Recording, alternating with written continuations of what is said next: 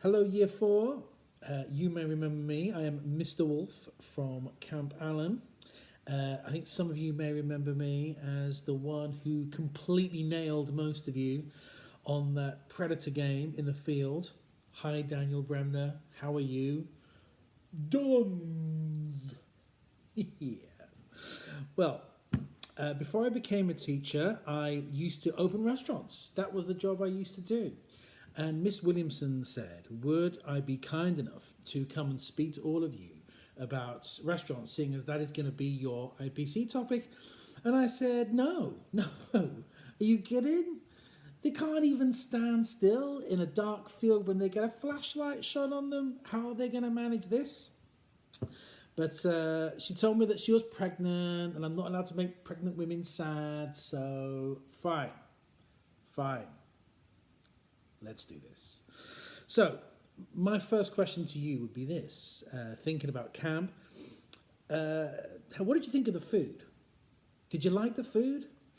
If you liked it, how much would you have paid for it?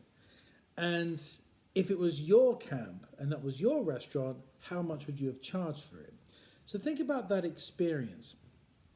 And what did you think about that system of having to clean up after yourself and put all the cutlery into the red containers? Is that something that you normally do in a restaurant? Is that something that you could work in?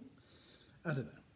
But look, those are the kind of questions that we ask ourselves. And if you weren't at camp, have a think about what your favourite kind of restaurant is when you go out with your family. Where'd you go? Where'd you like to eat? Why do you like to go there? Is it because it's cheaper? Is it because it's the kind of food you like? You know, in Chick-fil-A, you get a toy with a kids' meal, but you can swap it. If you don't want the toy, you can swap it for an ice cream. So is that a really good reason to go to a restaurant? These are some things to think about. My favourite restaurant in Houston is Papa's Burgers, and I'm going to tell you why.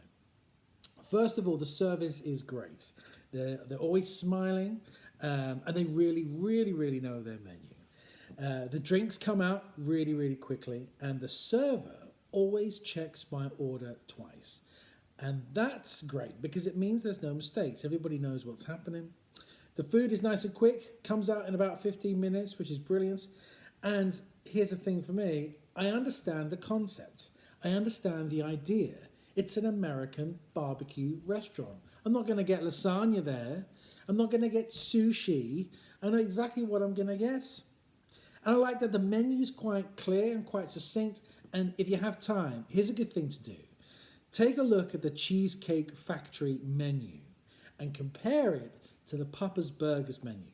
Because in my view, the Cheesecake Factory menu is too full of stuff. It's got so much stuff in it. It means that kitchen has got to hold all these ingredients for all these dishes that no one's ever going to order.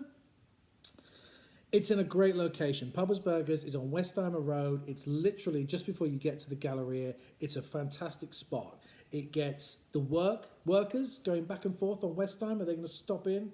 You're going to get local trade, people who live in the area. And of course, you're going to get tourists and visitors to Houston who are going to the Galleria, to the mall. So it's a fantastic spot. And it's clean. Every time I go in there, it's clean. The restrooms are clean. The floor is clean. The tables are wiped down. These are very simple things done well at the restaurant. Now, what I would say about Papa's Burgers is that it's a little expensive. But here's the thing, and this is the thing to think about. I'll pay a little bit extra. I'll pay a bit extra if the food is brilliant, the service is brilliant, and the place is of high quality. And that it's consistent. This is a big deal in restaurants. Every time you go to a restaurant and you order that food, it should taste the same every time you order it. It's not easy to do. Now, here are my 5 reasons as to why a restaurant fails. And believe me, I've been a part of a couple that never worked out in the end. I know what it feels like. So this comes from experience. The first reason why restaurants fail, not enough research. Okay? Not enough research went into the location. What's the point in putting a fancy restaurant in an area where people don't make that much money? And why would you put a restaurant in the middle of nowhere? Imagine if an investor, she gives you $500,000 to open a restaurant in Camp Allen, says we're going to get rid of Camp Allen, we're just going to have that restaurant. Would you do it? Could you do it? How are you going to get people to that location? So this is something to really think about. Where are you putting it and why? How are you going to make money? Where you put it. Reason number 2, the food's terrible, okay? No one's going to eat somewhere where the food is awful. So what are you going to cook and why? Passion and food go hand in hand, all right? You've got to choose something you're passionate about, something that comes from your culture, your heart, because you've got to be able to talk about it. You've got to choose your ingredients well, and you've got to know what's going in your food, because you've got to be able to explain it to the customer. I'll tell you what, if you're going to serve butter chicken, you better be able to explain what kind of chicken, where it comes from, is it organic? And tell me about that butter. Where's that come from? You've got to be able to talk about your ingredients. This is what customers want these days. Wrong pricing, number 3. If it's too expensive, the first time someone goes for dinner there, they're not going to come back. If it's too cheap, they might be suspicious of it. You know, there's a burger place down the end of West Green called Steak and Shake. It's like $5 for a burger. That's too cheap. I think that's too cheap. They're not going to make any money with a $5 burger, so either the burger's not very good quality or they're not that bothered about a profit. I don't know. But when you think about costing your food, you've got to think about your gross profit margin. If a burger costs you $2 to make and you're selling it for $8, that gives you a gross profit of, that's right, $6. But that $6 is going to pay for staff, it's going to pay for your bills, it's going to pay for your rent, it's going to pay for all of these things, okay? So this is something you need to be aware of.